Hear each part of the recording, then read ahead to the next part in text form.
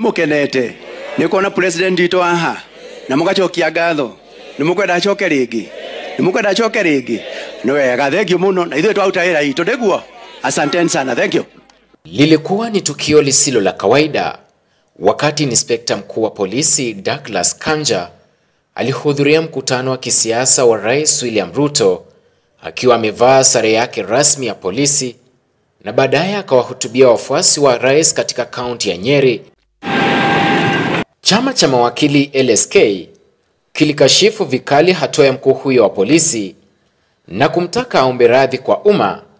LSK ilisema kuwa inamtaka Bwana Kanja kukumbuka kwamba aliapa kutumikia taifa kwa kuheshimu katiba, sheria zote za bunge na amri na kanuni zinazoongoza huduma ya polisi ya taifa. Kwa mujibu wa katiba ya Kenya, kifungu cha 245 ya amri ya polisi inasema kwamba Inspector General wa polisi atafanya kazi kwa kufuata sheria za huduma ya polisi ya taifa na atatekeleza majukumu mengine yoyote yaliyowekwa na sheria za kitaifa. Huduma ya polisi kupitia msemaji wake ilisema kuwa uwepo wa polisi katika kaunti ya Nyeri ulikuwa unafanyika kulingana na majukumu yake rasmi, ikiwemo usimamizi wa mipango ya usalama wakati wa ziara ya rais kuhusu maendeleo, ambayo ni jukumu kuu la huduma ya polisi ya taifa. Iliongeza kusema kwamba umma unapaswa kupuuza taarifa potovu kwani ni suala la kisiasa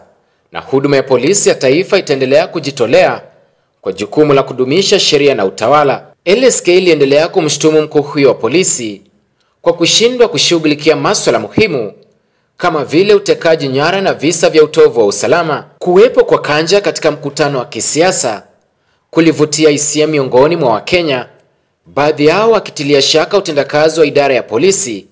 Aidha, wakati wa kampeni za uchaguzi wa mwaka 2022, Rais William Ruto aliahidi kutoruhusu asasi zote za kiusalama kutumika kisiasa.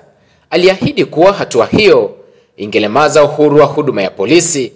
Nikiripoti ya mtazamo wa Dira Runinga ya Tandao, jina langu ni Felix Wanjala.